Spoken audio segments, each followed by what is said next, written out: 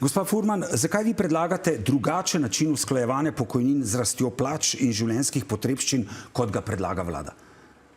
Ja, glede na to, kako so se usklajevale plače v preteklosti in pa stopna inflacija, seveda pomeni ta predlog, ki ga je prvotno predlagalo ministrstvo, bistveno slabše usklajevanje tako za sedanje kot za bodoče upokojence. Zakaj? Ja, zaradi tega, ker je stopna inflacija rasla bistveno nižje od stopnje rasti plač. In zdaj, glede na to dejstvo, potem bi se tudi seveda pokojnine ne usklajevale toliko za stopnjo rasti plač, kot pa z inflacijo in bi seveda rasle bistveno počasnejše oziroma bi zaostajale za rastjo plač.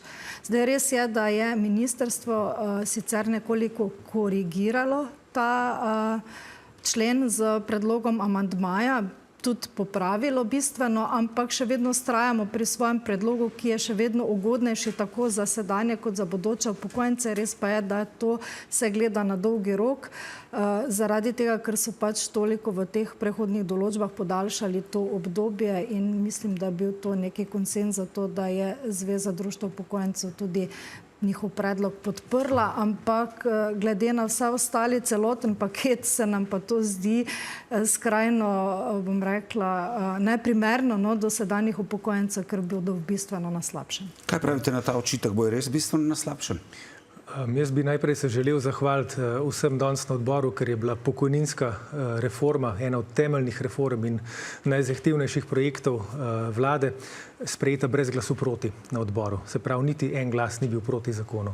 Drugo, na odboru smo slišali celo dopoldan eno vrsto mnenj, ki so bila sindikati reformo podpirajo, delodajalci reformo podpirajo, upokojenci reformo podpirajo, študentje reformo podpirajo, dijaki reformo podpirajo. Skratka, zbrali smo najširšo možno koalicijo in to je bil tudi cilj, ker se ta stvar tiče vseh. 1 milijon nas vplačuje, 620 tisoč ljudi prejema in to je kompleksen zakon, ki ima 100 let dolgo tradicijo. Smo s tem ravnali z vso odgovornostjo. Te spremembe smo več kot 2 leti skrbno pripravljali z Evropsko komisijo, brali zakon po členih z socialnimi partnerji in so v celoti usklajene. Zdaj, je res, samo malo, je res, zdaj ste si vzeli uvod, pa ste speljali razpravo drugam, moram dati gospej Furman možnost, a drži, da je res vse tako lepo usklajeno tudi z opozicijo, glede na to, da ni bilo glasov proti, kot si razlaga minister Mesec? Zdaleč od tega, da je vse usklajeno z opozicijo. Smo tudi povedali pri obrazložitvi glasu, zakaj smo se tokrat vzdržali. Zdaj, dejstvo je, da en manjši korak, ena manjša zmaga je bila narejena z tem, da je bil sprejet oziroma podprt amandma poslanske skupine SDS, katerim bi se ukinile vse dedovane pokojnine. Namreč v Slovenski demokratski stranki nasprotujemo temu, da se iz pokojninske blagajne izplačujejo tudi tiste pokojnine in pa dodatni privilegiji izbranim določenim skupinam, ki nimajo osnove v vplačanih prispevkih. Zdaj, en ta amandma je šel čez, smo pa tudi dejali, da bomo za vse amandmaje, ki prav tako so v dobrobit upokojencev in pokojninskega sistema, ponovno vložili na sami plenarni seji Državnega zbora in takrat bo seveda glasovanje naše poslanske skupine odvisno od tega, koliko razumevanja bo takrat pokazala koalicija in ali bodo podprli te dobre rešitve, ki smo jih v poslanski skupini pripravili. Čeprav razumem, bo eden od teh predlogov tudi, da bi bila ta lestvica za zimski dodatek progresivna. Vlada predlaga 150 evrov za letos in potem dvigovanje postopamo do leta 2030. Bi vi pristali na to, da se ta dodatek izplačuje glede na višino pokojnine, ne tisti, ki imajo višjo pokojnino, manjši zimski dodatek in obratno? Tako se izplačuje letni dodatek in ravno iz vrst upokojencev so prišle številne kritike na to, da bi se moral dodatek izplačevati v enotnem znesku, zato smo pri zimskem dodatku šli po tej poti. Se pravi, da je zadoščeno dvema stranema. Sicer, kar se opozicije tiče, strani SDS in NSI je bilo vloženih zelo malo amandmajev, nobeden od njih ni v bistvu posegel v sistem, ki smo ga postavili. 2 amandmaja sta bila sprejeta, koalicija jim ni nasprotovala, to sta amandma glede upoštevanja števila otrok v dohodninsko odmero in pa amandma glede dedovanja. Naproti smo šli tudi upokojencem z formulo za usklajevanje, to, kar ste prej želeli vprašati, ki za naslednjih 10 let ostaja po mojem najboljša možna, ki si jo upokojenci lahko želijo, to je 50-50. 50% prispeva inflacija, 50% prispeva rast plač k usklajevanju.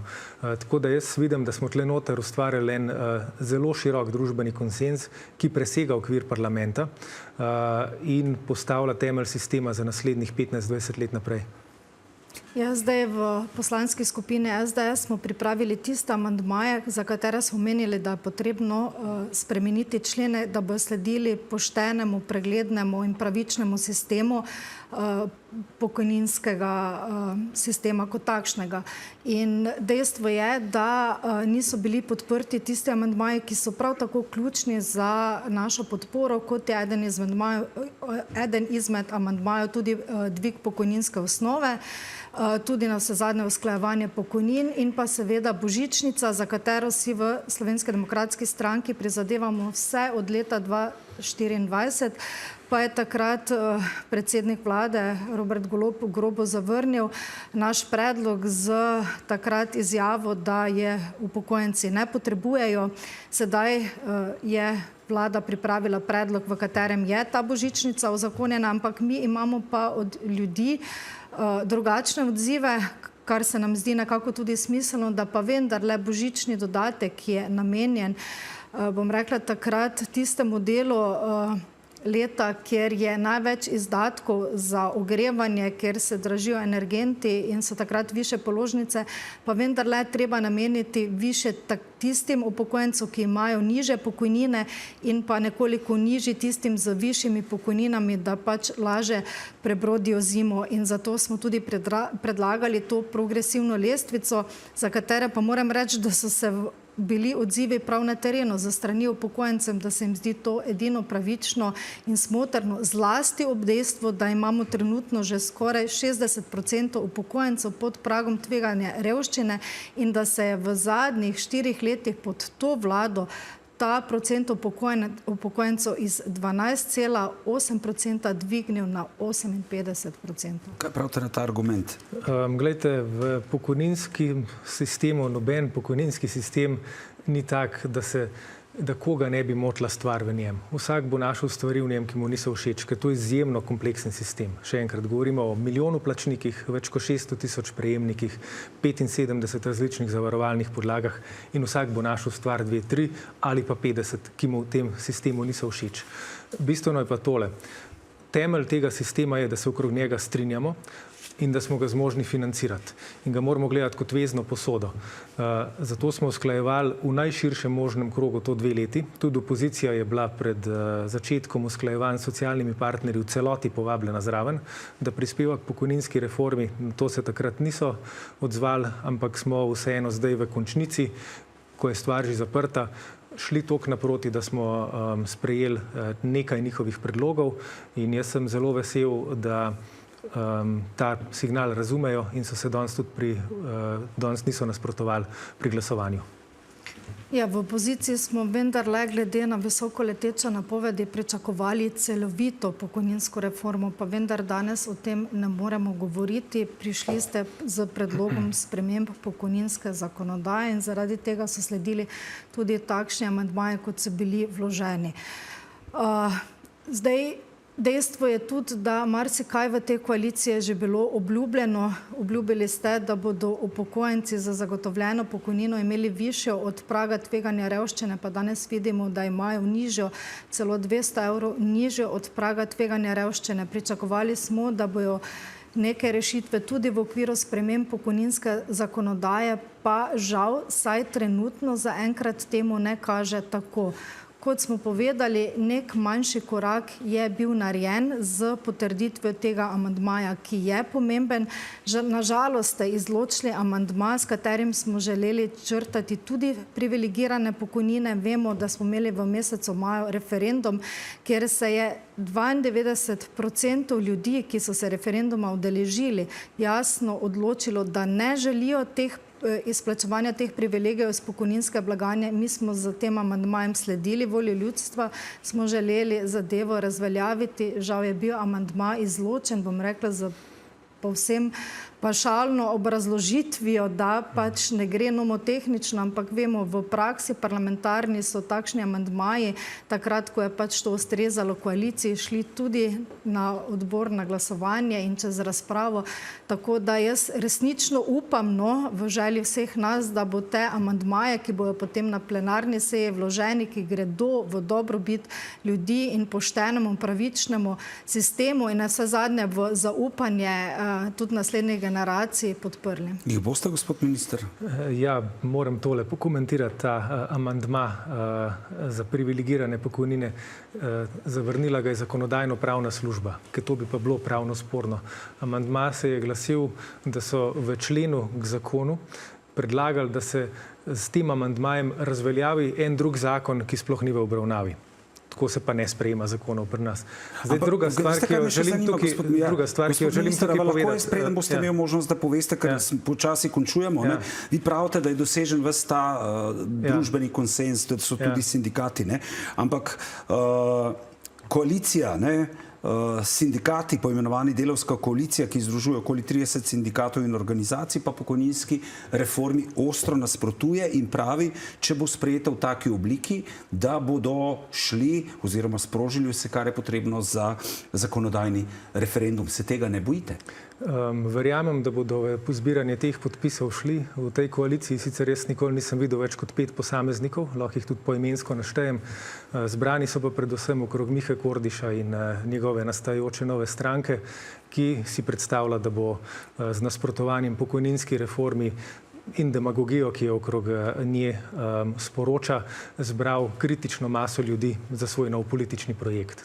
To je začetek in konec zgodbe glede tega referenduma. Zdaj, moj odgovor njim pa je, če pokojninsko reformo podpirajo vse glavne sindikalne centrale, če so jo podprli delodajalci, če ji opozicija v parlamentu ne nasprotuje, če sta sindikat upokojencev in Zveza društev upokojencev dala zeleno luč, če so mladi študentje, dijaki danes na odboru dali zeleno luč, če jo Zavod za invalidsko in pokojninsko zavarovanje pravi, da je to odlična reforma, zakaj in v čigavem imenu si jemljajo pravico tako reformo rušiti.